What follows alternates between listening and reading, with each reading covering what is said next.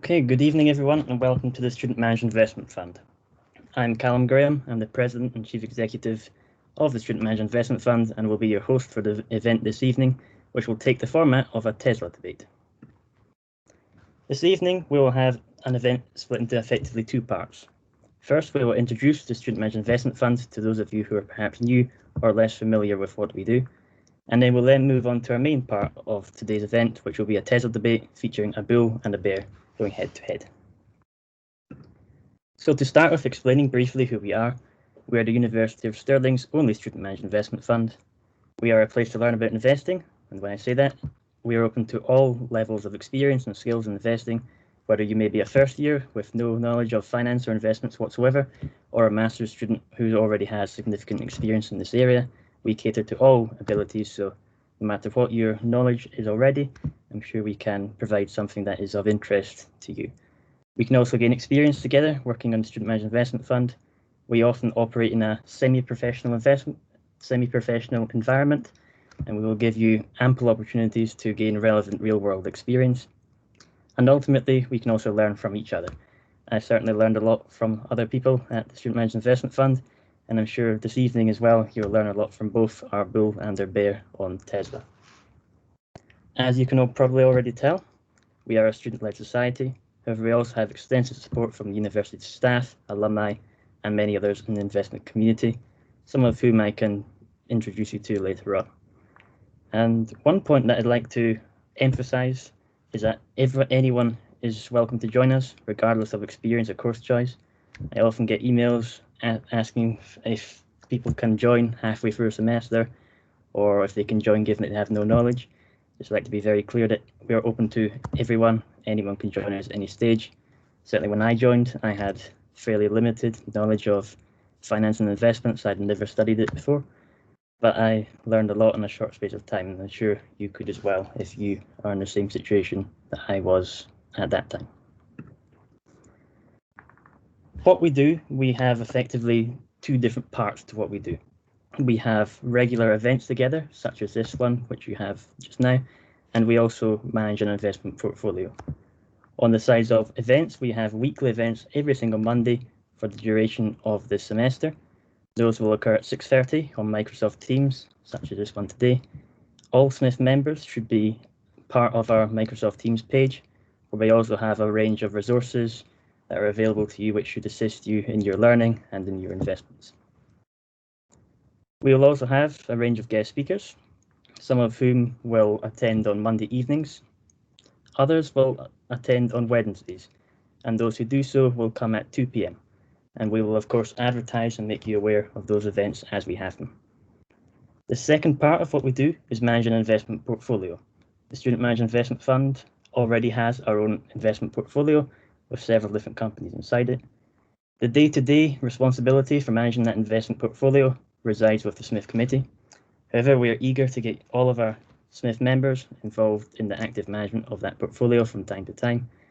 And indeed, every single stock which is in our investment portfolio has to be pitched by one of our members, and we also have to have a discussion with all of our members before investing in a stock. So if you have a stock which you think we should add to our portfolio, we may well end up doing so, and I'll explain how we do that in a later event. So ultimately, we can discuss various stocks and market trends. We also have our own group chat, which has been fairly lively in recent days. We've been discussing all sorts of things in there, so if you're a member, I can certainly add you to that as well. And from time to time in our events as well, we will also have some discussions together, sometimes fairly informally, to discuss various different recent market events that we're interested in. So to give you an idea as to what events we have planned for you this semester, this time next week, our focus will be mostly on personal finance. In that, I'll go through a brief introduction of how you can invest to make your money work for you. Look at things like what broker you could use, the different options available to you with that, the taxation implications, and the different types of investment vehicles which you could use to make your money work for you. I'll also introduce some case study points in that one to give you some real-life examples of other people who have followed perhaps a similar journey to the one you might like to undertake if you're not already investing yourself. We're also going to have a quick discussion with GameStop at the end of our event next week. We've detected that is a very hot topic, so we'd like to have a little bit of a discussion with that, clear up any misinformation, and talk about perhaps the consequences of what's going on with GameStop and several other investments. The week after that, we'll discuss the world's greatest investors. Some of the investors that we're ready to profile are fairly well known, others not so much, so that should hopefully be quite inspiring for you. On that same day, we'll also be joined by an investment banker. He will discuss his career and give us an insight into what he does in his day job. And he'll also be available to answer any questions which you may have. The following week, 22nd of February, I'll discuss how to give a good stock pitch using the Mercado Libre presentation which I done, which is one of our newest investments in our portfolio. As I mentioned before, the only way we can invest in a stock is if someone does a stock pitch for it. That event this semester will be happening on the 24th of March.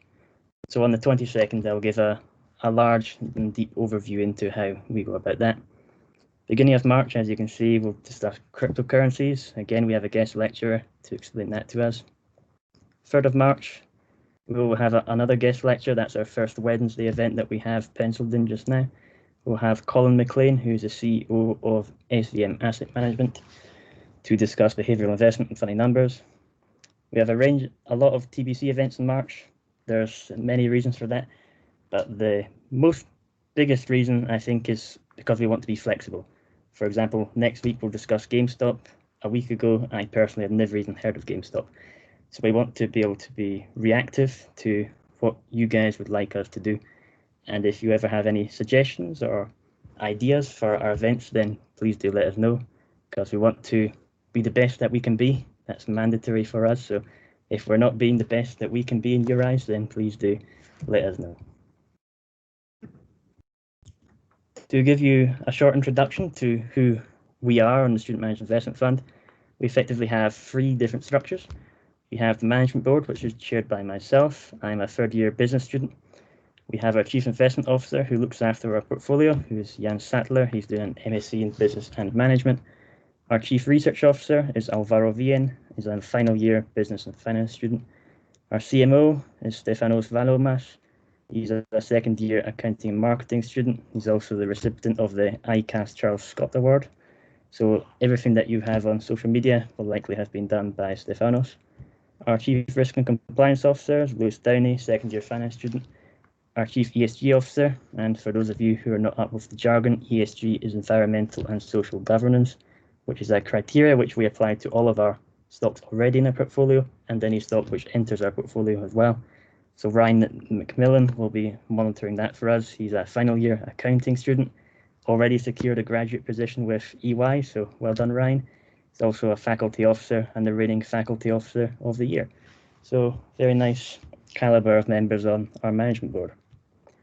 We also have a lot of support from our supervisory board, our advisory board, which includes perhaps some of your lecturers. We have Dr. Kevin Campbell, Dr. Isaac Tabner, and Dr. Angus McPhail. We also have some support from people who have extensive experience in the investment industry, such as J.B. Beckett. He's currently an author on different financial and investment subjects, a non-executive director of several investment funds, and was previously responsible for over £180 billion of funds. So it's great to have his input and insight into what we do. We also have Alan Luffrey. He's an entrepreneur and invests in several different things himself. His careers took him all around the world. So again, it's great to have the support and the engagement from individuals such as them. And then, of course, most importantly, there's you as our members.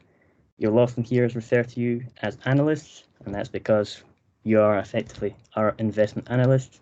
So if you do become a SMIF member, or if you are already one of our members, then feel free to add to your CV or your LinkedIn or whatever that you are an investment analyst. But there's also the opportunity for you to become more than simply an investment analyst, because we've created a new position of Chief Operating Officer. We did previously have a Chief Operating Officer about a year ago, but we abolished the position. We're now bringing it back with a slightly different remit. And I mean, you can all read, so I'm not going to read out the responsibilities there. But the general process, if you'd like to become our Chief Operating Officer, any SMIF member who is a Sterling student can apply for the position. If you would like to have the position, what will happen is next week at the same time on the 8th of February, anyone who's interested will speak for perhaps a minute or so to introduce themselves and explain briefly why they believe they would be the right person to become our Chief Operating Officer. After that, all of our members who are in attendance at the event next week will then vote to choose our Chief Operating Officer. If you have any questions about what the role would entail or how you can go about getting the position, please do let us know. We've often found in previous elections for different positions that the people who contacted us and spoke to us about the position tended to be more successful in attaining the position. So if you are interested, then that's perhaps a bit of a hint there. But if you'd like to know more or anything like that, please do let us know, and then we'll hold an election for a position next week.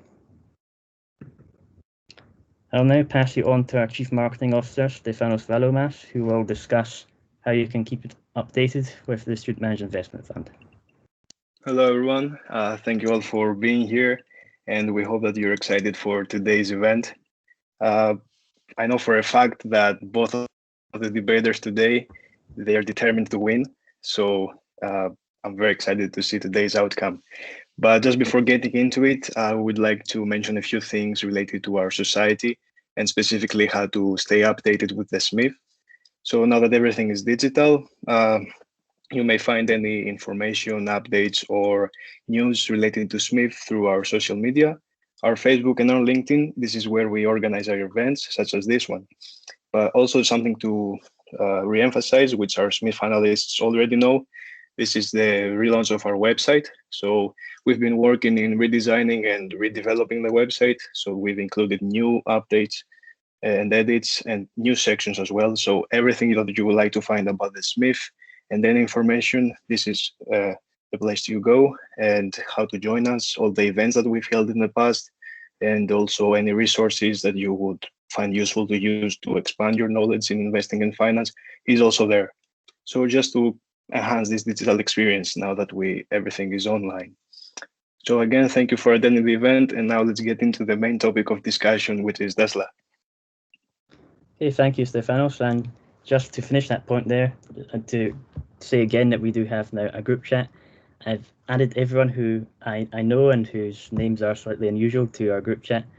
Unfortunately, I couldn't find all of you, perhaps because there are several people with the exact same name as you who attend Sterling, and so I didn't know which one to add. So if you would like to be part of that group chat and you are a SMIF member, then please do let us know, and I can put my details in the chat box at the end if you'd like to get in contact with me for any reason at all. So as Stefanos mentioned, it's now time to go for what we've all been waiting for, the Tesla debate of the bull versus the bear. First of all, I'll give you a quick bit of background for Tesla. It's a leading electric vehicle manufacturer. I mean, unless you've been sleeping under a rock for the past year, you'll likely know that. But there are some other points which are perhaps less well known. Tesla also has a large range of renewable energy products, some charging stations known as supercharger stations. They are a leader in autonomous driving. I'm sure we can have a debate this evening about just how big that lead may or may not be, or if indeed they have a lead at all. They're also moving into insurance to become an insurance provider. They're currently led by their chief executive, Elon Musk, who is the richest man in the world. Strangely enough, he didn't actually found Tesla, although many people think he did. And ultimately, Tesla is one of the most shorted stocks in history. And that largely comes down to this debate as to whether Tesla is a car manufacturer and should be valued likewise, or whether it's more than a car manufacturer, whether it's more of a tech titan. This graph here shows some of the sell-side analyst price targets that they've put on Tesla over the past few days, as well as a graph of Tesla's stock price. So you can see here there's a very wide divergence in price targets for Tesla. The lowest we have is from Gordon, who's got a $40 price target on Tesla. It's currently around $830. The largest one, which was just released yesterday, was from Piper Sandler, who has a $1,200 price target on Tesla over the next year. So you can see here, very large range of estimates, and that also is reflective of the very divergent opinions that we already have on Tesla, which we will hear from this evening. And part of it is because of this. If we look at the graph on the left-hand side, we can see that Tesla's market capitalization is larger than all of the largest Western car manufacturers combined. And in fact, that graph is slightly out of date. Tesla's now even larger than that. But Tesla bulls are desperate to tell me likely that Tesla is not a car company, and as such, I should not dare compare it to car companies. So for that reason, I've now compared it to Facebook on the right. Tesla's market cap is now larger than Facebook. There are perhaps some justifiable reasons for that. This graph comes out of that Piper Sandler report with the $1,200 price target. They're forecasting that a larger amount of Tesla's revenue in the future will come from full self-driving software, which will have much larger gross margins than making cars, and as such, that may well be justification that Tesla is no longer going to be a car manufacturer in the future and will then become more of that tech titan. However, for now, the majority of Tesla's revenue comes from manufacturing cars. Again, we can see here more justification for that bullish view. Total revenue has increased fairly dramatically, although in more recent times it started to slow down. More importantly, however, Tesla's now beginning to make profits. They've now been fully profitable for over a year. That was vital for them gaining the S&P 500 inclusion towards the end of last year, which was a major catalyst for the stock going forward. However, a large amount of these profits are due to the other car manufacturers purchasing regulatory credits, and the underlying business of Tesla remains unprofitable for now. Again, here we can see that Tesla's vehicle sales have increased significantly over the past 7 years, although that growth has tapered off slightly. Despite that, we can see on the right-hand side that Tesla is nowhere to be seen in terms of overall automotive market share. Tesla's overall market share in terms of production still remains around 1%, and remembering that Tesla is worth more than all of these firms combined in terms of market capitalization. Nonetheless, Tesla is by far the leader in electric vehicles, as can be seen in the graph at the bottom, and that is undoubtedly where the market is heading. So, to go into our debate now. The way that we're going to do it, we will begin with a bull thesis and a bear thesis, where our bull and our bear will set out roughly why they think they are bullish or bearish. That will be uninterruptible. No one will interrupt them. We'll allow them their period to tell us exactly why they think that Tesla is a buy or a sell or otherwise.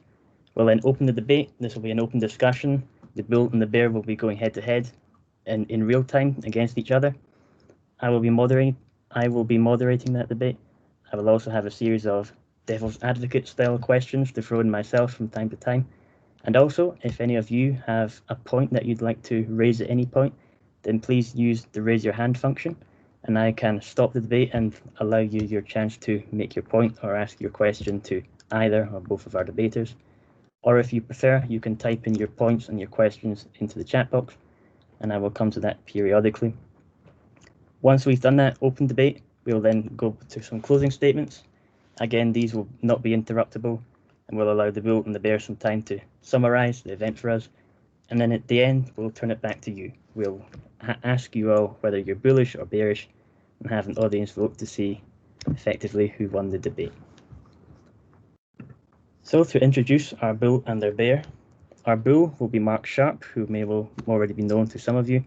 He is my immediate predecessor as president. He was the president and CEO from 2019 until 2020. He is the founder and president of Leap. He's a computing science student and is currently a Tesla shareholder. And I believe, for good measure, that he's bought even more shares in Tesla today to underline his confidence. On the bear side, we have David Frost, another former SMIF president, serving from 2018 until 2019. He's currently a CFA candidate, studying for his CFA exams, and is a final year finance student. So, Mark and David, thank you very much for joining us today. I'm aware that both of you have done extensive research into this, pages and pages worth. So I really look forward to hearing what you've got to say. And so, Mark, if I could now invite you to give us your bull thesis as to why you believe that we should be bullish on Tesla as well. Yeah, thank you, Callum. That's a really great introduction there. Obviously, just to get out of the way as well, as Callum just mentioned, I am a Tesla shareholder. And I did, in fact, buy more shares this morning. So hopefully that puts my money where my mouth is. Tesla, of course, as Callum just mentioned, is one of the most recognized and hotly debated companies on the planet at the moment, mainly because of its CEO and also because of the disruptive technologies that it leads. They are known to be a car company, but again, as Callum mentioned previously, I believe this to be ultimately incorrect. And quite frankly, Tesla does many, many things, and they are best at every single thing that they do. Just to give you some examples of the things that they do, they are the best in EVs, so electric vehicles. I'll use some terminology. I'll try to explain what that is along the way. The other one you'll hear along the way is ICE vehicles, which is internal combustion engines, if you're wondering. They are the leader in automotive software. They have the best engineers on the planet. They are the leaders in full self-driving and autopilot technologies. They are getting up there in leading the solar industry. The only problem at the moment is production constraints. They are arguably one of the best at manufacturing due to their end-to-end vertical integration, which Elon likes to call the atom-up approach. They also create their own new solutions when there isn't a solution available for them. This really goes back into the fact that they have the best engineers on the planet. They are the leaders in batteries and battery technology. They currently hold the majority of they use more lithium ion than the rest of the world combined. They are the leaders in producing large-scale factories, which also leave green footprints. They are also leaders in the energy sector, energy storage, and I believe them to be the first to reach the $100 kilowatt hour mark, which I'll go into later on. So yes, although they are a car company, they also do a lot of other things, and there's a whole list of new businesses that are on the books, planned, and has been said to be coming into effect soon. I'm not going to mention them now because they don't do them currently, so we can talk on those later. But yeah, Tesla ultimately occupies a whole host of different industries, and it disrupts them first, and then it leads them. And that's the important key there, is that it disrupts and then it leads. To come up with an analogy for this, me being a computer scientist, the best way for me to describe who Tesla are is they're the equivalent of running Windows on a Mac. They have the superior product quality of Macs, whilst they also have the marketability and usability of Windows computers. Hopefully that makes sense to everybody else and not just me. There's insane growth potential in their software services on the likes of Amazon with Amazon Web Services. And we've all seen how that played out. The fundamentals are currently, I would say, not worth looking at because they're not a very good metric to show the company due to rapid growth of business. And those metrics that matter, which I will go to in more detail later, are all positive. And when it comes down to it, really, we all know that Tesla's valuation is not based on their fundamentals and their current balance sheets. The valuation is purely based off of their growth potential and all of these industries that I mentioned previously, with full self-driving obviously taking the key there. And I'll leave you with this closing statement. IBM predicted with the advent of Microsoft and Apple that the total global demand for personal computers would be 5. That's not 5,000, that's not 5 million, that is 5. IBM predicted that there would be 5 total computers, and that would be the demand for computers worldwide. I believe that Tesla is in exactly the same position right now, where people still believe that the demand for Tesla and the demand for all EVs is much lower than expected, and the software similarly. So clearly IBM got that very wrong, and I believe that the current bears today, also have got it very wrong. But we'll see what David has to say. Okay, thank you for that, Mark. David, could you please outline the bear thesis for us? Okay, yes, I can indeed. Let me just, I have a little presentation which I will show you guys, and hopefully if this works, let me see. Can you see that presentation? Yep, we can. Perfect. So, yeah, I do just want to start off by saying I do actually love Tesla. I love everything they do. I've even driven their cars, and I would love to own one day, but I just can't dismiss the indicators showing a significant bear case for their share price. So I will show you just now. So firstly, let's take a wind back in history and look at two different stocks from 2 decades apart. One bubble burst, and is it possible that the other will too? Now, if you're old enough, of course, you'll remember Enron. Their share price increased exponentially and then crashed due to accounting irregularities. Now, I'm not saying that this will be the case for Tesla, nor am I saying that they're doing anything fraudulent.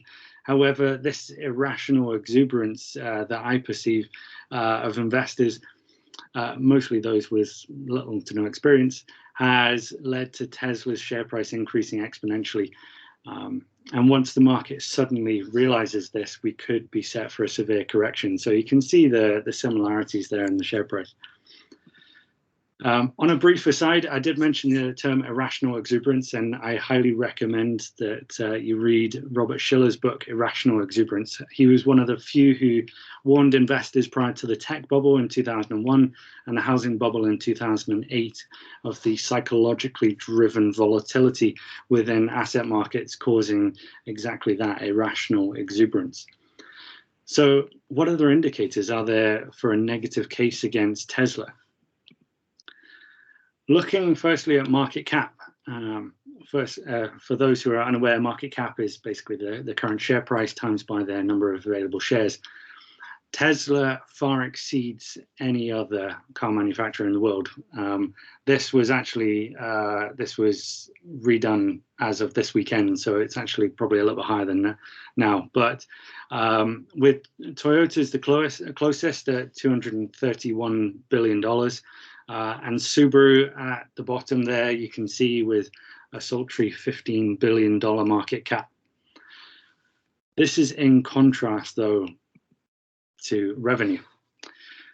Tesla currently has a sultry $28 billion in revenue. Even the smallest company out of this sample, Subaru, which at $15 billion market cap, has a higher revenue of $32 billion. So it just gives you an idea of how out of kilter this potentially is.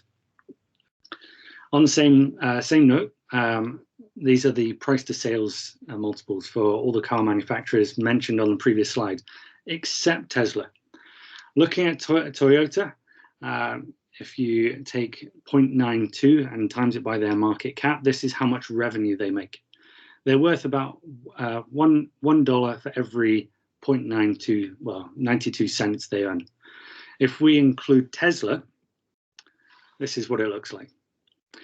This means that in essence, Tesla shareholders are paying $26.86 for every $1 of sales. So if you walk down the street and someone offered to sell you $1 for almost $30, would you buy it? That's a question. Before I go on to judge Tesla as a tech company, which I will do, just bear in mind that based on their revenues, they are still very much an automotive company. In this chart, you can see that the red there is 2017, green, sorry, 2018, orange 2019, and blue 2020. For the past 3 or 4 years, over 70% of the revenues have been from automotive sources and are rising as a proportion of revenue. But for debate's sake, let's have a look at Tesla as a tech company. So let's compare it to the well-established FANG stocks, Facebook, Amazon, Apple, Netflix, and Google. We get much closer price to sales ratios. However, it's still almost 3 times. Almost 3 times that of Netflix, and almost 6 times that of Amazon. So in order to lower that price to sales ratio to around about the 9 or 10 mark, Tesla would need to increase revenue to almost 75 billion from its current 28 billion, or decrease its market cap to around about thereabouts 300 billion from its current nearly 800 billion. So I do believe it can do this, but share price would need to stay static for the next 3 years, probably at current growth rate. And at a price to sales ratio of 10.3 or 9.03, this equates to a rough share price of around about $400 mark. So looking at growth, looking at growth and comparing it to the S&P 500, the S&P 500 PE ratio currently sits at around about 21.4, with an average earnings per share of about 12.2%. Looking at Tesla, we can see PE, forward PE is about 206. That has come down ever so slightly. Those figures are done over the weekend. So PE is 206, almost 10 times that of the S&P 500, and earnings per share growth of 70.9% is over 5 times the S&P 500. Now, that's not to say that it can't continue. It may well do. However, how sustainable is this in reality? Valuation metrics are indicating massive overvaluation as well. With the current share price of around about $800, it's nearly 50 times the book value of $17 a share. Again, I'm not saying that it should be valued at $17 a share, but it's significantly overvalued. The other valuations are reading a similar story, especially in comparison to the industry and market valuations. So we're moving now on to my favorite topic in the entire world, and everyone knows that who knows me, technical analysis. In 2020, the correction, if I, Callum, could you just tell me whether you can see that mouse? Can you see the mouse there? I don't think so. Can you see the mouse there?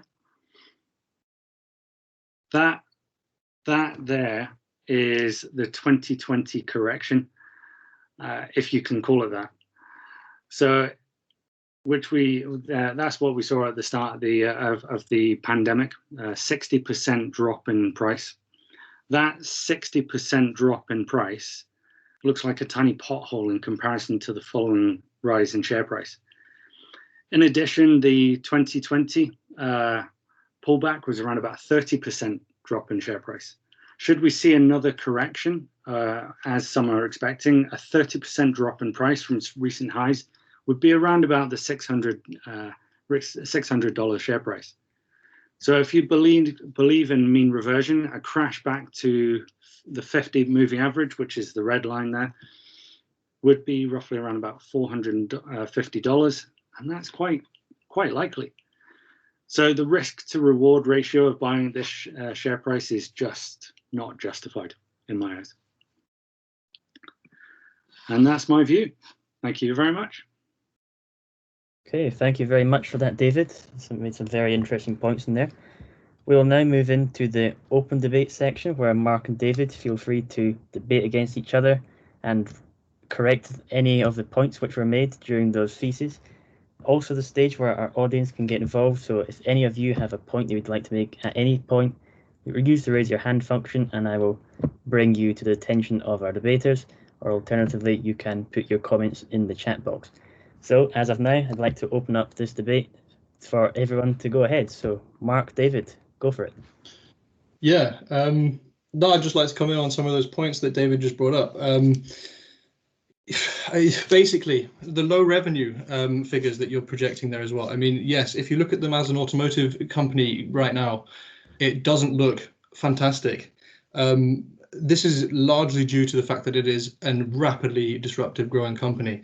They have to factor into their balance sheets things like debt payoffs, new investment back into new plants, and the rapid expansion of everything that they're doing, which all takes a hit to the revenue line.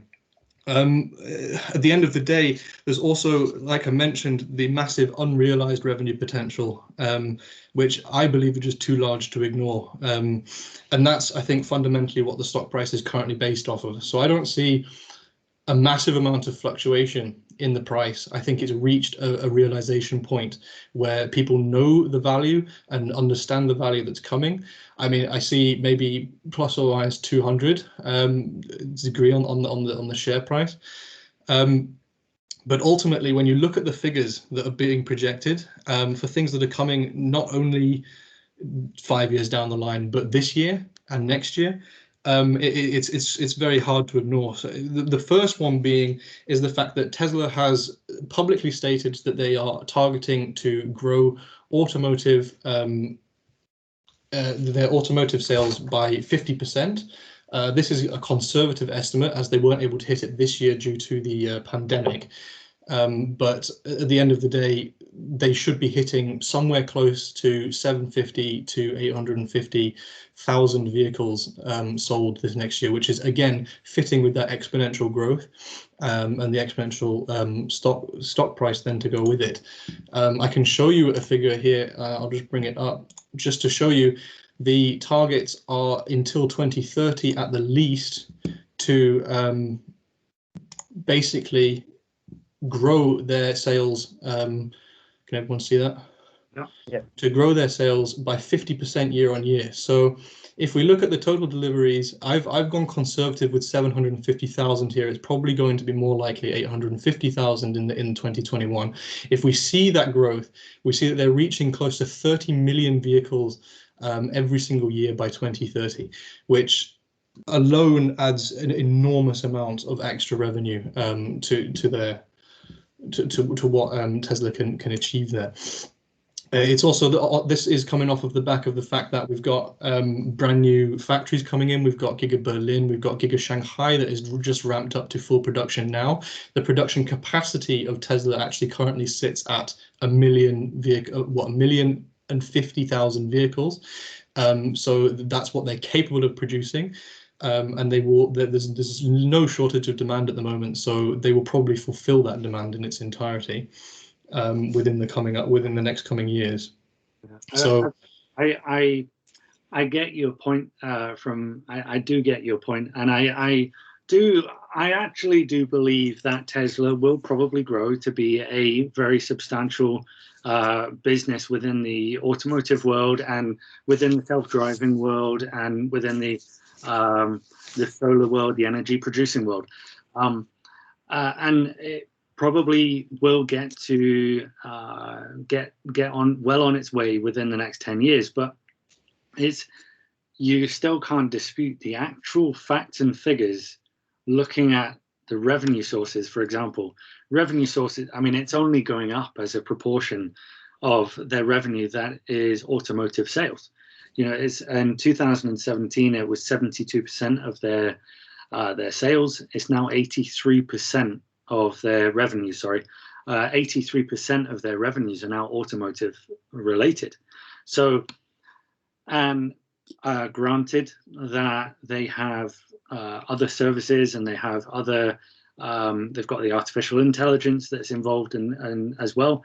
But fundamentally, if that doesn't provide any income, then how do you value that so substantially? And that's the way I look at it personally. Well, yeah, but I can counter on that, and that is the fact that what I was getting to is the full self-driving, which is going to be the potential main revenue growth potential there.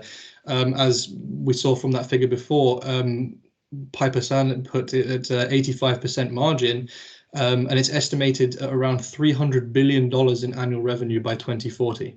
And I would predict this much earlier than what this new note is saying, because that only assumes that 54% of owners of Tesla cars will be utilizing the full self-driving features, and that the full self-driving features will actually be only finishing in its entirety by 2031. I personally, having listened to Elon's earnings call last week, and also being an avid follower of Tesla Autopilots in its current beta stage, believe that what Elon is saying with the full self-driving will be out to the masses at the end of this year. I agree that to be completely true, based off of the beta data. I think that will happen. And then I would forecast essentially the fully complete version that is accepted by regulators and whatnot by 2022. And then full update to essentially begin around then. I think as a driver myself, and well, as a technologist as well, the ability to have a car drive you from A to B without having to put any effort in at all. You can fall asleep at the wheel. This is the level of autonomy we're talking about. This is the level of autonomy we're going to reach, I believe, at the end of this year. I believe that 95% at least of Tesla owners will opt to buy this feature and actually opt to use this feature on a regular basis. And that's $300 billion of annual revenue. Of course, it won't be that high immediately, but the ramping up of that, it's a $10,000 option at the moment. That's 100% revenue, 100% margin, sorry, at that point, close to. So and then there's also the subscriptions coming. So that they've announced that they're going to be doing a subscription service. So even if you buy a Tesla and you don't want to buy the $10,000 option up front, you'll be able to subscribe to having full self-driving. Again, 100% margin. And it's just a huge amount of revenue. And 10,000 is the early adopters price. So 10,000 will not be the price that it remains at for the future. It will cost more. And this, just for context, on a Model 3 in the United States would put, after potential savings, the cost of the car at $39,000, which is still fairly, well, I would assume quite affordable to many people within the automotive industry. So yeah, that alone is a huge revenue increase. I have many more. I get that. I get that. So if it's $300 billion, that would be fine. Okay, all right. I will play you on that. But you're looking at $300 billion in what, 10 years time? Is that what that's forecast? Something like that. Yeah. Yeah. So with it being $300 billion in 10 years time, then you can't value the company you can't value that company as earning 300 billion now. So if the valuations are being used, or the $300 billion valuation to actually value Tesla as an $800 billion company now, it doesn't quite make sense. If they've done a discounted cash flow and it works out, then maybe that does work. But I'm just looking here at, for example, Amazon. Amazon's revenue last year was roughly around about $350 billion. They've got a market cap of 1.6 trillion. So your $1.6 trillion company earning $300 billion, and Tesla is an $800 billion company earning $30 billion. So it doesn't add up. Something doesn't add up here somewhere. You would have to, all right, $800 billion. So they're 60. So Amazon is basically twice the size of Tesla. Yet that earns $300 billion. So Tesla would need to increase. That would make Tesla like a $5 trillion company. I don't know. I'm just making that up on the spot, but it doesn't quite add up. Does that make sense? Yeah, I mean, largely sorry. I'll take the opportunity to take a drink as well. No, God, I lost my train of thought there. I had. I get your point on the artificial intelligence and driving cars, and I too would probably buy a self-driving car myself. But it's one of these things where if their automotive sale, if their revenue sources, by the looks of it, are going to be 80% of revenues, the artificial intelligence element of that is what, $10,000 at the moment? At the moment, yeah. So, I mean, if that's being added on as an extra, so what is a Tesla is what, $70,000 or 30? No, I mean, it starts at, in the US they start at $35,000 for the base model. So is it if it's $10,000, then you're looking at a third of a Tesla to self-driving capabilities, which you're saying 90% of people would take up. I believe so. Yeah. Would I pay an extra third more to have the ability to self-drive the car? Don't know. I could be quite tight on cash. $35,000. It's not just the ability to drive the car, though. It's where we take I mean, that takes us on to robo taxis. But just to come back to the previous point, essentially, yes, I agree completely with what you're saying about the current revenue figures, with the current with all the metrics that we can see. However, the price currently today, I believe, is being valued based off of the knowledge that these technologies are in the work. And that's where we're sat. And perhaps you can put that down to the fact that investors are inexperienced or whatnot. But there's plenty of experienced investors out there who have seen this value for a long time, since early 2017, and were wondering why the stock price was just flat from essentially 2012 onwards. And it's a really common of a disruptive stock to take the path that we're seeing at the moment. We're seeing people now, and hedge funds, not only the retail investors, coming to terms with the fact that there is this massive amount of potential here for Tesla that they have said they're going to do, and that people believe they are going to do. And that is what ultimately a market cap and a price comes down to, is what the investors believe the company is going to do. At the end of the day, that is the driving factor of how we get to our price targets. So the fact that this is here, and the fact that Tesla consistently meets their targets. Yes, they fell short of by 500 cars this year of the deliveries, but they stated back in their original master plan that they were going to be getting to the point that they are today, and they've done that as far as investors are concerned. 500 vehicles is immaterial to us. So at the end of the day, they are continuously meeting their standards, and they're meeting them beyond what anyone else can do. They're building factories in 12 months and ramping them up to full production in 12 months. No other manufacturer has ever been able to do this. They're hitting all of the different margins that they're putting out. It has the compensation packages alone. I mean, yes, they're based off of the stock price, but there's clearly confidence in Elon to hit the targets that he's saying he's going to hit. And I agree. I agree with that. That's where the value is coming from. But having said that, it's as though the market is valuing the company. It's earning those revenues right now, and that is the issue. And that's why I personally believe it's worth it. The share price should be half what it is right now, and it will. As long as targets are hit, then it will gradually increase, as we will see eventually. That's my perception personally. And I agree that they have hit targets and they are going incredibly fast.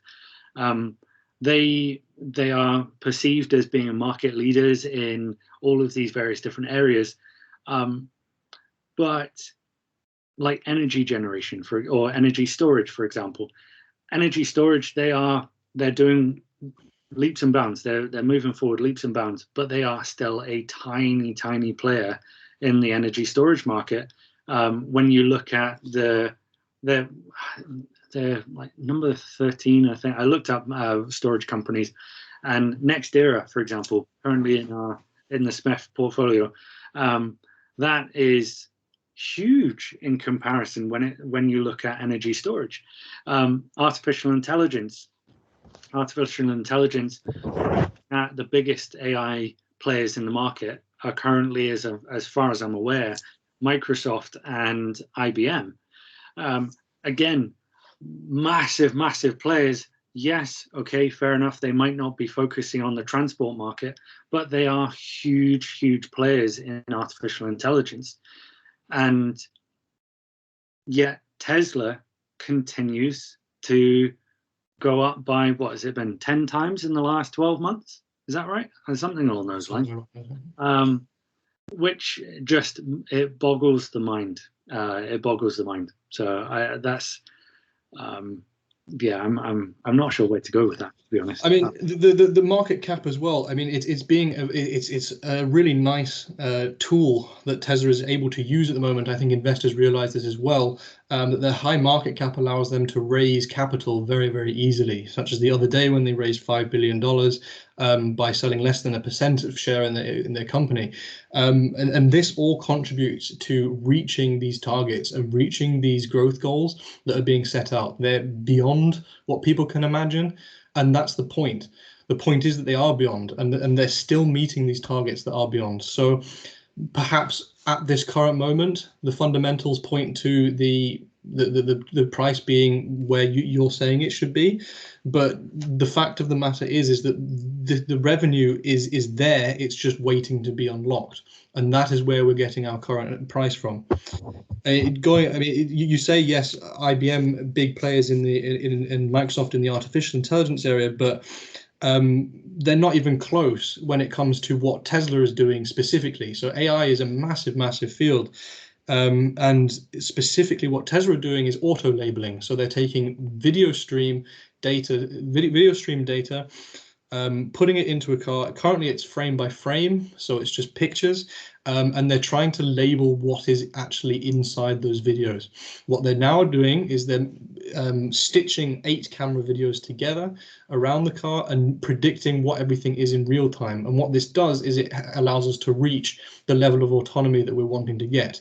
AI in itself is not particularly useful to Tesla.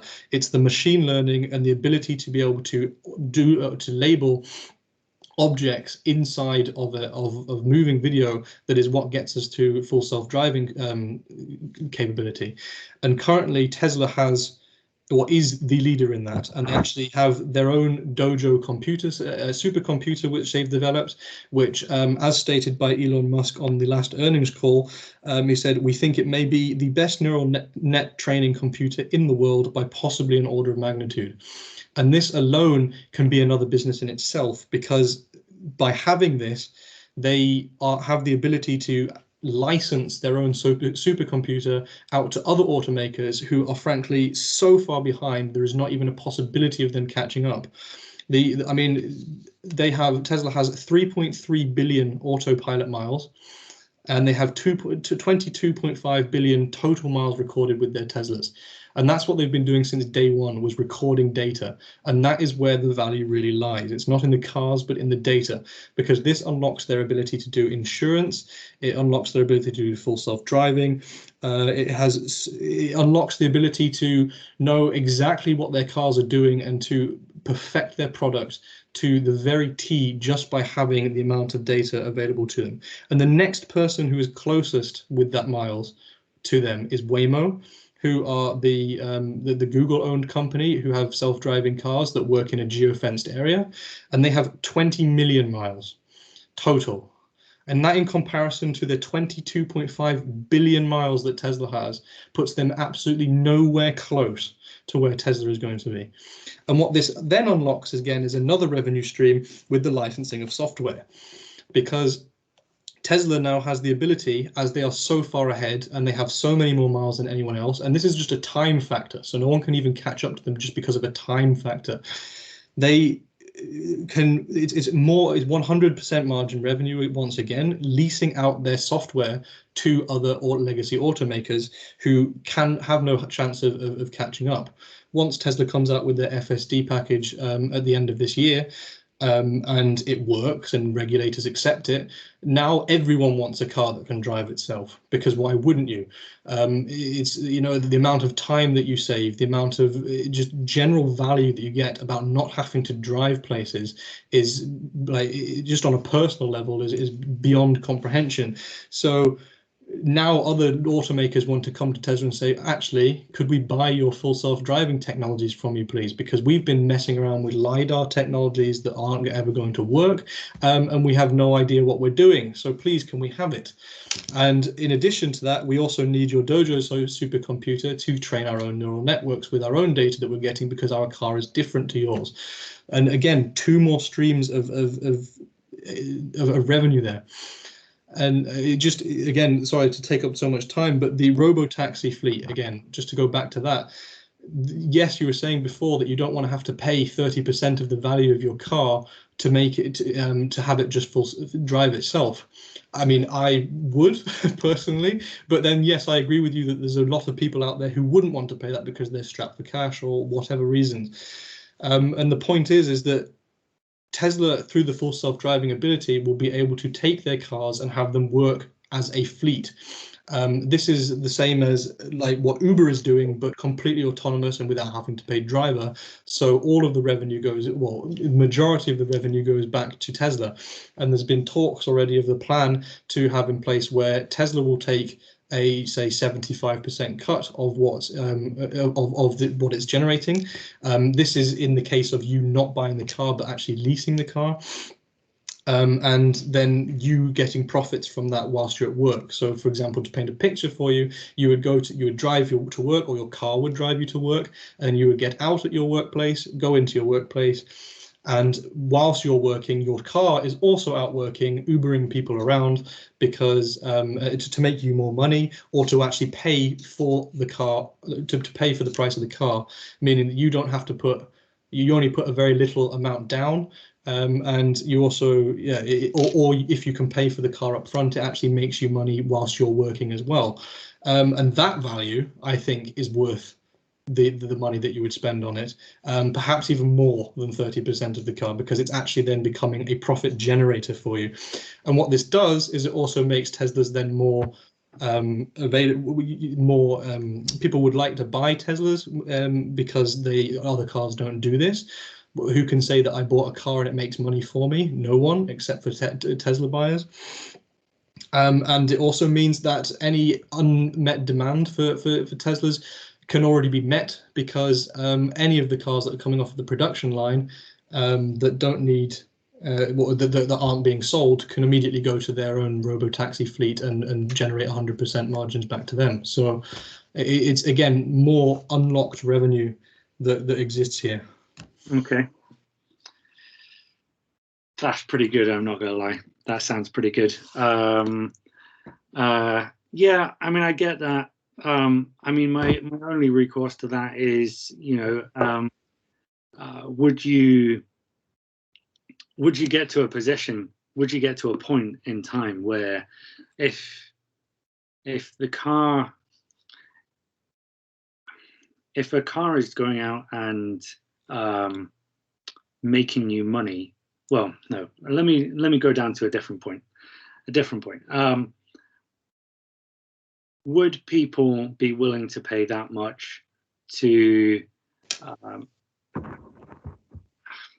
I don't really know how to come back to that one, to be honest. I'm not gonna lie.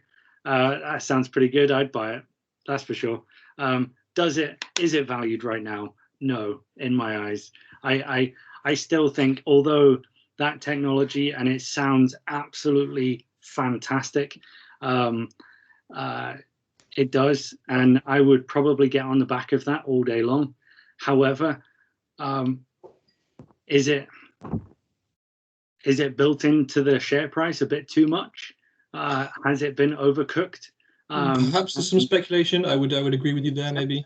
By a $400 billion valuation, quite possibly. And I think that's where the issue lies.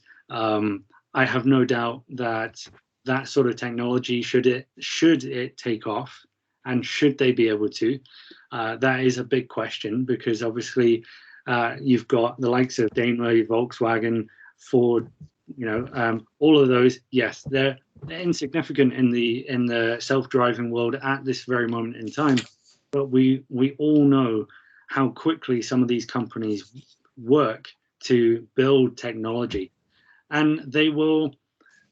Yes, fair enough. They'll go and find their own supercomputer. Maybe they'll go and get what's the name of the one from Microsoft?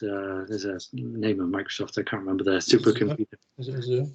I can't remember. But yeah, maybe they'll go and license it from Microsoft in order to process information from their own vehicles. That's quite possible. It's possible that Daimler and Volkswagen, they could be using their sensors on all their various different cars and feeding back information without having to install further technology. It's all possibilities. And I think that's very much the case with Tesla. They are progressing, they are making roads forward. However, as long as they hit these targets, then that means that they'll be worth a lot of money. At the moment, they seem to be hitting targets, but the valuation seems to be sky high. Is my recourse to that. It's not a very good one, to be honest. Well, no, I mean, I'm glad you brought up competition there, because then we can go back to something that's really happening, and we can look at competition. Competition is coming. That is the line that everyone keeps on going with. But I again would 100% disagree with that statement. Not only for the fact of the miles that I've just mentioned, the facts that I mentioned before, it is not possible for anyone to get close to them simply because of the time factor. You need to have the time of that data collection. It's not possible for anyone to even get close. On top of that, Tesla has their supercharger network, which is a massive competitive advantage. They can, yeah, I mean, one of the main reasons why people buy Teslas today is actually because of their supercharger network. It's one of the only manufacturers, well, it is the only manufacturer that creates its own chargers that goes with its car. At the moment, yeah, but no one else is going to do. Why would anyone else do that? That's the point. No one else is going to do it. Why is that necessary? Why is that necessary where we have so many electric vehicle charging companies? Why is it necessary for each manufacturer to have its own charging station? It's not necessary, but Tesla does it at the end of the day. And the fact that they do it means that other automakers are going to be leasing their technology. They have the best chargers currently. They have the fastest ones for the cars. They're also completely green, so they don't actually expend any energy from the grid. So other auto manufacturers are going to eventually, or they are already, and they're going to have to rely more on Tesla's supercharging network to actually charge the cars. So you'll often see BMWs, Audis, or whatever charging at Tesla superchargers, which is again revenue that goes straight back into Tesla. What if though you get the likes of BP and Shell and all the huge energy companies? Do either of you know what the largest charging station is in the world? The charging station with the largest market share in the world. It's not Tesla. No, it's not. No, it's not. It is, yes. So perhaps these companies will serve the other automakers as well. Anyway, I have a question from the audience. I have a question from Tim for Mark. He's asking, many Tesla supporters see Elon Musk as a major factor behind the company's innovation and growth. How do you view Elon saying that he will step down as Tesla CEO in a few years' time? And how will the company perform under new leadership? Yeah, so on that point, Elon has stated also publicly that he won't step down until he's happy with the with where the company's at. I think that is an important point. I think Elon is the main driver. What is really interesting to look at is there's rumors at the moment of the whole group of Tesla, Tesla, Boring Company, SpaceX, and Neuralink all forming under the new parent company of X. Which would be a very interesting proposition and would actually keep Elon Musk in charge of Tesla still, as he would be the presumably the director of X.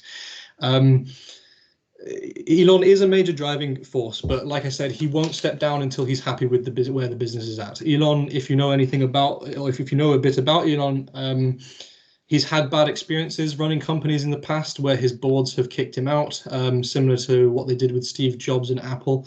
And he has ended up losing market share. A lot of people don't know this, but he created essentially what is PayPal today. PayPal just got the naming rights to it because at the end of the day, PayPal was the one who won in the board's view. So Elon was kicked out and PayPal was the name that was taken on rather than X.com when that all happened. So I honestly don't see Elon stepping down when at such a critical moment. I mean, we saw the other day his tweet when he was crowned as the richest man on the planet, his tweet came out that he said 50% of his total net worth will go to problems that are happening on Earth and solving them, and 50% will go to creating a sustainable colony on Mars. So with such a commitment, I don't see Elon stepping down anytime soon. And if he does step down, so to reiterate, it will be because he is confident that Tesla will continue to go on. However, that's not to say, I mean, Zach Kirkhorn, who is the chief financial officer at the moment, he is a fantastic candidate to take over potentially Tesla afterwards, just because he is the chief financial officer at the moment. I mean, even if this was in a couple of years, he has done leaps and bounds for the company. The margins, operating margins, have remained down for Tesla throughout their entire growth. So Tesla is consistently being able to cut cut costs, whilst also increasing the price of their vehicles and the amount of vehicles that they're selling. And this is one of those metrics that I point towards in my opening statement. Is the operating margin is remaining low. Another metric is the automotive growth sales are continuing to go up. So that is fantastic. But like I say, just to go back to Zach, he is managing the company very well as a chief financial officer, and so I think he would be someone that people could get behind anyway. Okay. Just to expand on that point, Elon Musk, as you've briefly touched on there, Mark, he has various other responsibilities. If he's involved with SpaceX, the Boring Company, OpenAI, does it not concern you at all that he's almost like a part-time chief executive?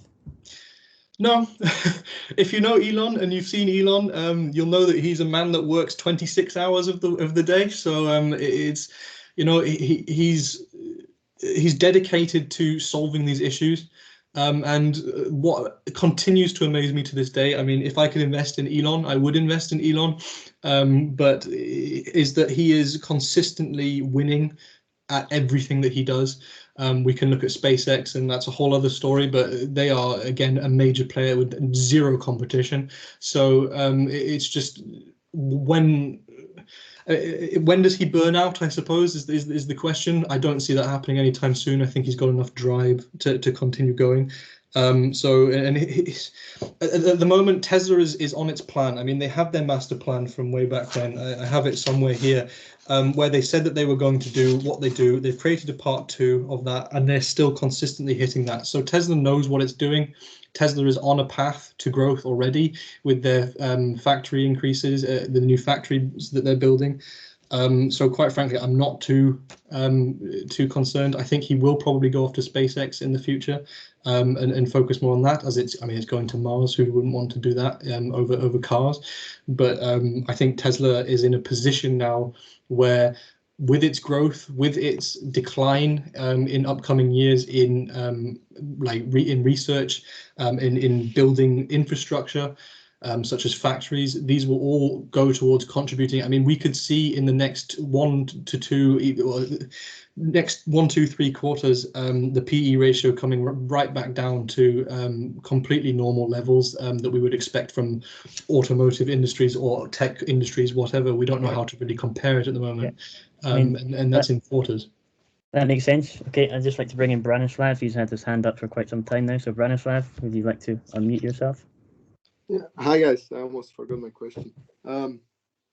So I completely agree with David and Mark with everything they said.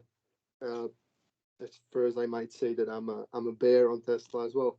So I would just have one question for Mark. Regarding the competition, you said that you're not really scared of the competition. It's not very big aspect, and you also said many ways in which Tesla makes money, makes their profit, right? I just want to focus more on just the automobile industry and just ask you if you think it's true that their Tesla is light years ahead of the competition. That's true. But what do you think if now Volkswagen or any big car manufacturer, let's say Ford, right? They put their money and just start making electric vehicles, because eventually that's what everyone will have to do. If not, if some car manufacturer will not do it, they're gonna fall behind, and they're just gonna fall behind. So what do you think?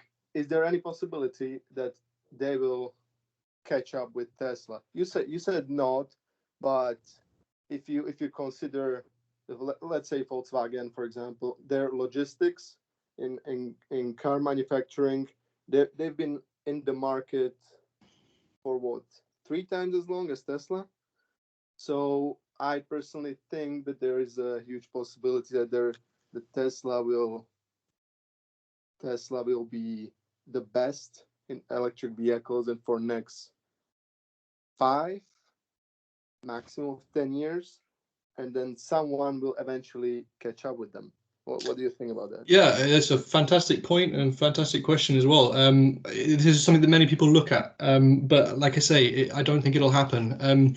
Primarily from the fact that making electric vehicles is very different to making ICE vehicles. They're two completely different things. They require different materials. They require different production, like manufacturing capabilities and whatnot. So to start producing electric cars at the rate that Tesla is doing it, and at the quality or the level that Tesla is doing it, with the features and the ability that Tesla has to do it, would require legacy automakers to go and completely re-strip their factories to do with completely new machinery. They would also need to learn how to make an electric vehicle, because I don't think that, if you look at them, I mean, I'll bring up this chart right now. Just give me 1 second. If you look at this, I wouldn't even agree that they know how to create electric vehicles at the scale of Tesla at the moment. I mean, we see here the pricing of all of the Tesla's different models, with the batteries and the range. These are the range figures are the ones that I really like to look at, because no one even gets close. So the Mercedes EQC with 220 miles and $70,000, it's an unreleased car. It hasn't released yet. It's releasing probably at the end of 2021, they're saying. No one else literally comes close. I mean, I don't know why you wouldn't buy a Tesla at the moment if you were in the market for an EV. I will give you the point that Tesla needs to fulfill a market that they're not currently fulfilling, and that is the low-end market, if they want to start increasing vehicle sales. And this is again on the books. They're just waiting for Shanghai and Berlin to be fully operational before they create their $25,000 car. The reason they haven't done this in the past is because the hatchbacks style of car isn't particularly wanted in the US, so they want to produce it directly in the countries. Just to let you in on a little secret as well, no other EV manufacturer currently makes money on their cars. Tesla is the only one that makes 20 to 25% margin on their Model 3 at the moment. Chevy Bolt loses about $7,400 per unit created. The Prius lost money from 97 to 2003, and the Porsche Taycan won't be profitable until 2023. So saying that, yes, they can put down, they've got a lot of money, they know what they're doing with auto manufacturing is one thing. I think they could invest a lot of money, and I think they will invest a lot of money. I mean, we're seeing this happen now.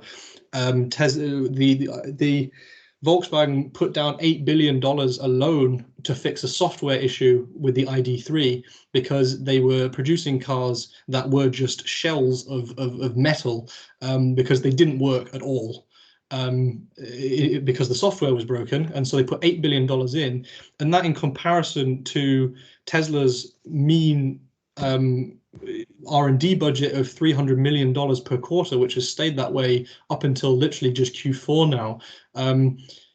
Tesla is spending like $1.2 billion on R&D and creating a car that is vastly superior to any other automaker that is spending $8-12 billion, however how much money they want. I think the figure is something like $170 billion over the next 10 years is going to be put in by GME, not GME, that's on my head, but by the General Motors in the next couple of years. So that comes back to my point of Tesla having a monopoly on engineers.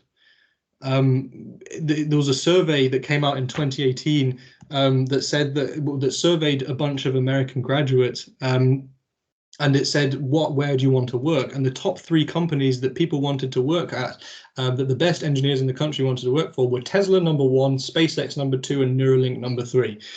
So Elon Musk alone over his companies has a monopoly on talent. And this leads to cost reductions. It leads to new improvements with the technology. I mean, the new 4680 batteries that have been developed.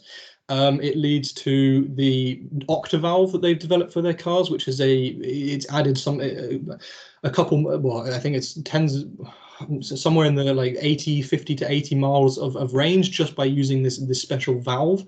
So, and it also brings costs down. So again, no one's even close. And you look at batteries alone. Batteries are production constrained. Frankly, like I said, Tesla uses 80% of not 80%. Like they use more than the rest of the world uses in lithium ion combined. People cannot produce batteries quick enough. So what did Tesla do? They made their own battery. And it's more efficient than everyone else's battery. It uses less material. It uses more available materials. And they're going to be using that starting at the end of this year in their Giga Texas and in Giga Berlin. So no one can get close, is my point. Yeah, I think we get that now. So Jaime has a question in the chat box. He's asking, does the fact that Tesla is owned slightly over 50% by retail investors show that institutional investors like pension funds don't like it for the long term? Or could it be another reason? I'm wondering if this is ultimately a good or bad thing for the company, or if it doesn't make a difference. And he has supplied the example of Amazon and Facebook being owned around 25 to 30% by retail. I actually was under the impression that Amazon is even less owned by retail, but we'll take those figures anyway. I'm going to direct this one first of all to David, who you haven't spoken for quite some time. So, David, if you'd like to pick up on that one first. Mark's done a good job, to be honest. So, no, I think, well, after what we've seen with GameStop, that's a whole different conversation. But I mean, with it being roughly 50%, as that's what you're saying, owned by retail shareholders, then I think the moods can change very, very quickly, and that means volatility within the market. You see that with GameStop. There's the retail traders, or there have been a lot of other influences as well. But it's a change of mindset, and therefore it severely impacts the share price. So if supposedly something negative came out with Tesla and the majority of retail traders sold up, then share prices would take a dive. So I think that is a little bit of an issue. You've got Bailey Gifford, who, yes, okay, it was part of their strategic plan that they scaled out a little bit of their position in Tesla. I think they had something like 9%. They cut it down to 4%, something along those lines. Share ownership in the company, but that was very much down to strategic view. But yes, they made too much profit. That's why. Yes, yeah, absolutely. Yeah, I agree. But hedge funds will do their own due diligence. They will look at companies and say, is this company going to be here for the next 10 years? Is this a good value company? They have far better and far more resources than any of us. And if only 50% of them are invested in Tesla, then I think that says it all, really, to be honest, personally. Mark, would you like to come back on that one? Yeah, I mean, I think really when you say it says it all, I mean, that's it. I think it does. That's why we're seeing these big price increases from all of the major firms. I mean, the average price from, well, the big ones that I found at least was $955 price target. So clearly they are doing the research, and clearly they are looking at the future growth and what they're doing. I haven't seen those figures, so I haven't actually looked at the 50% figure before. I wasn't aware of that fact. I think we're seeing a shift anyway in the market, like you said, with GME and whatnot, with more retail investors having access to the market through online platforms such as Robinhood, and although they might not be around for much longer, and other trading platforms like that. And especially with the pandemic, people are getting bored at home and starting to learn about the investment market a bit more.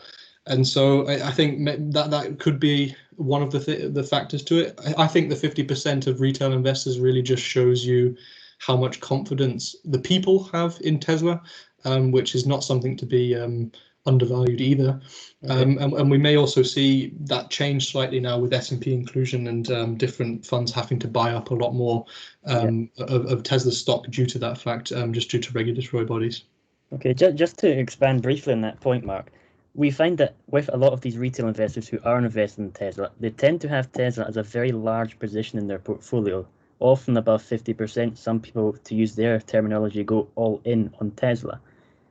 Given that, in general, portfolio management theory suggests that that would not be a particularly good way to build a portfolio, does it perhaps concern you that in the future these investors may sell down part of their stake in Tesla to have a more diversified portfolio, resulting in some selling pressure on the stock? It's possible. I mean, I think people are going all in because they believe in it. Yes, I know the theory of the old days says, yes, we need to diversify as much as we can. And then that is still true to a degree today. I mean, of course, diversification is always better. But that goes back into the fact that I was mentioning earlier with the wider spread access to the markets now. You're seeing a lot more younger players coming into the market. A lot more people who are willing to take the risk because of their young age. They may not have a large amount of money to invest, but that will continue over the years. And yes, they probably will sell off their positions, but I think the sentiment at the moment is that many people are long-term buy and hold on Tesla, because at the end of the day, everyone believes that Tesla is going to be the next Amazon, Microsoft, whatever, where people thought at the start there's nowhere these guys can go. And this is where they end up. And I truly am a firm believer that Tesla will be, or Tesla or X, the company X, whatever it becomes in the future, will be one of the most valuable companies in the world because of the things that I've gone over today. And I mean, I've missed out a bunch of them. There's still the energy market and benefits from his other industries that they get, and the factories, and there's so many more things that can contribute to this. So can I just jump in and say something quickly? So I think there is an issue with that idea, and you will see on all over social media. You'll see all over social media. If I put in $100 or $1,000 in Apple in 1983, I'd be a multi-billionaire right now. There are things like that all over. Now, if retail investors do trade like that, and they tend to trade, invest, if they tend to trade or invest like that, and they have the mentality that Tesla is going to be the next Apple, but they're thinking it is the next Apple, i.e. it is valued at the next Apple's price right now, they are driving up the price falsely. And therefore, it's not inherently valued at that. And does that then mean that, I come back to the valuation versus Amazon at $350 billion revenue, does that then mean Tesla is going to be the first $5 trillion company because retail investors feel it is going to be a $5 trillion some point in the future, therefore will drive up the price to be a $5 trillion price value or valued company now when it isn't? Okay, I think we're just running out of time here, so I'm just going to move on a little bit quicker here.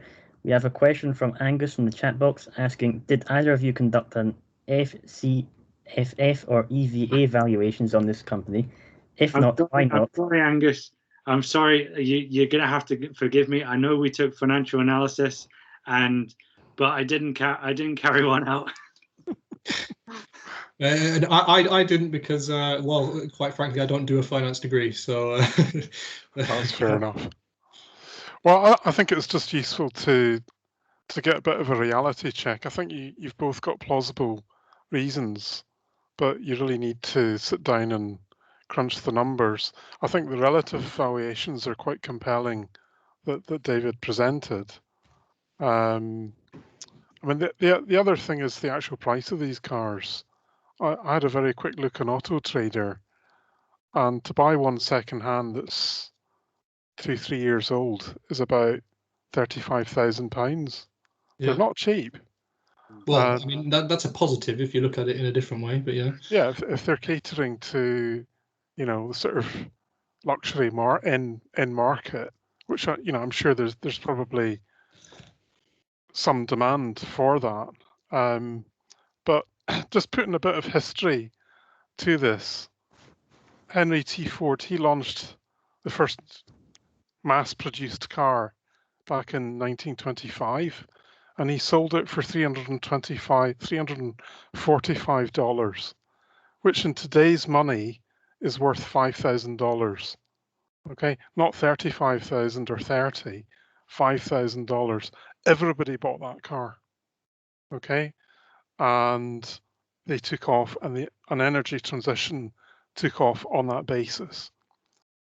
It was price induced. At the moment, I think we're on the cusp of an energy transition, but I think it will take a lot longer for that to actually affect because of the price of the vehicle. The price of the battery technology, all has to come down. Yeah, I mean, the price of a current battery in a Tesla in a Tesla specifically is sat at about $147 per kilowatt hour at the moment, and this is much higher for other auto manufacturers, which is why you see all these other figures. But the figure that is being targeted and is said to be the crossover point is the $100 per kilowatt hour figure, because what this allows them to do is produce the battery pack at a cheap enough cost that they can also add the car onto that and make it affordable. And so the current way that it's going with this new 4680 battery that they released at Battery Day this year, or last year, sorry, is that they, with this battery, have already placed a $70 to $80 per kilowatt hour battery price on these batteries, which means that when the 4860s go into mass production, they're already in production now. They just need the facilities for it. Then we can already have this car, and this car is already being designed by Tesla. It's ready to go, so it will hit the markets straight away, essentially. Yeah. All I'm saying is I think there needs to be an incentive, either price-wise or otherwise, for people to buy these cars. I agree completely, yeah. I think just to add on that point, I think when you look at the highest, well, one of the highest volume, especially in the UK, highest volume selling manufacturers is Ford. It's still Ford now, even 100 odd years on. And they are selling cars for £10,000, £15,000, £20,000. That's the average sort of valued car that the masses go for. And I think if Tesla do target the masses, then they'll make a killing, absolute killing. But it does beg the question that is more of a luxury item than it is anything else. Prices are only coming down. That's the only thing I can really say about that. And we see that in Tesla's financials. They're cutting costs through their engineering. They're cutting the costs in the ability to make batteries cheaper. And again, like no one else can do that. And like you say, the EV market, we're going to have to transition to electric vehicles at some point. It's going to have to happen based just off of regulation, because we'd want to save our planet, and when we want to reduce carbon emissions. I'll just finish by saying I'd be very happy to review any financial model that either of you produce. Okay. Okay, I'm bricking myself. Okay, thank you for that. We had a few raised hands. They seem to have been taken down again, so we're almost out of time. But if anyone has any final points that they'd like to ask either Mark or David, or any points that they like to mention, please do so within the next 30 seconds or so. Otherwise, we will move on to our closing statements. So does anyone else have anything that they'd like to ask or any points to raise? Okay, I'm going to take the deafening silence as a point that we've now concluded. So, Mark, could you please summarize from your bull perspective why you're still so confident that Tesla's share price is a buy long term, why you're so bullish, and give us your closing statement, please. Yeah, I mean, I think it's become obvious. Sorry for talking so much there as well. That it's really down to the potential revenue growth that can be unlocked from this, and it's 100% margin revenue at that as well. There's a huge upside for Tesla going down the line. And we're only really starting to see that upside coming into effect this year. I think this year will be a fantastic year for Tesla, and hopefully it will prove everything I've said here right, with the introduction of FSD, the completion of their new factories in Texas, Berlin, and the full completion of Shanghai. This is the year for the proper ramping up to the real amount of vehicles that they can produce. So we should see that again in as early as Q1.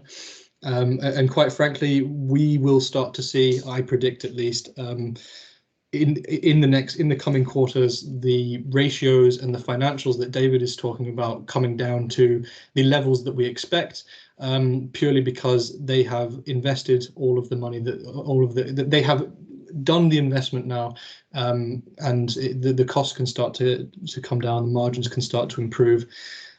So we'll start to see these go back to normal levels. And I think really we're really on just the cusp of what Tesla can achieve in the future, and I think that the price target accurately reflects that for the growth company that we're seeing, the rapid growth company that we're seeing today.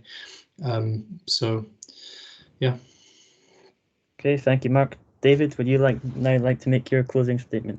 Yeah, I just want to say thank you very much, Mark, for saying for talking so much. To be honest, no, I just want to say that I think Tesla has got a bright future. I think it is doing fantastic things. I just think this irrational exuberance has taken over somewhat and jumped the gun, as it were. Before they've got to their goal, and their share price has increased exponentially, if not valuing it properly. Essentially, they're essentially selling that $30 for $1 on the street, or $1 for $30 on the street even. So I still play on the fact that Amazon, for example, $350 billion revenue and $1.6 trillion market cap is only twice the size of Tesla, with a tenth of the revenue. A tenth of the revenue, but only twice the size. So I mean, it's just something's massively out of kilter with the valuation. So yeah, that's $400 valuation, I think, roughly. Vote bear. Okay, thank you for that, David, and thank you, Mark, as well, for yours. Both have made very convincing points. You both, I'm sure, represented your side very well. Mark, I'm sorry that you didn't get to raise all of your points today, but I'd like to invite you to do a stock pitch on Tesla in the spring event, so we can have this discussion again if you remain bullish by that point. So, as this debate has now ended, I'm going to send a poll into the chat box. If you could all please access that one and vote as to whether you are bullish or bearish on Tesla. And I'd like to say thank you as well to Callum for organising all this. It's been fantastic experience on my own part going through. I mean, I've got pages and pages of notes just sat here now, but I've learned a lot, and so thank you very much for putting that on. And thank you to David as well for agreeing to debate against me. I think it's been a very good debate. It's been fantastic. Thank you very much, guys. To you, Mark, as well, and all the SMIF team for putting it together and putting together one hell of a poster as well. Yeah, thank you very much for accepting the invitation. I'm very glad that both of you came along for that. So if everyone could now please vote, and we'll give that another minute or so. And if you'd like to continue the debate in the SMIF messenger chat, and I'll be there. Yeah. I'm happy to go at it. Yeah, certainly. And on that effect, I'll put my details in the chat box as well. So if you're not already part of our group, but you would like to be part of our group, then please do feel free to either send me a friend request or contact Leon in either of these ways. I'm also putting in there a link to our SMIF website, which has been newly redesigned, which has a range of interesting features, as Stefanos mentioned earlier, which I'd encourage you to have a look at. So those are my details there if you'd like to get in contact. Give it another 30 seconds for the vote before we have a look at the final results. I'm assuming David and I aren't voting. Yeah. You can vote if you like. I'm not going to stop you. I can't access the box at the moment, so the comments box. So yeah, you're welcome to vote. I still, well, we'll see. You had the win before we started, according to the Instagram poll, I think. So. Oh really?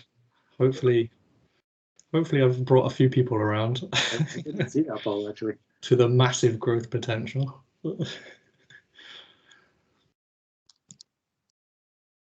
Okay, it's a fairly close vote just now. Only 15 people have voted, but as it stands, 7 are bullish and 8 are bearish.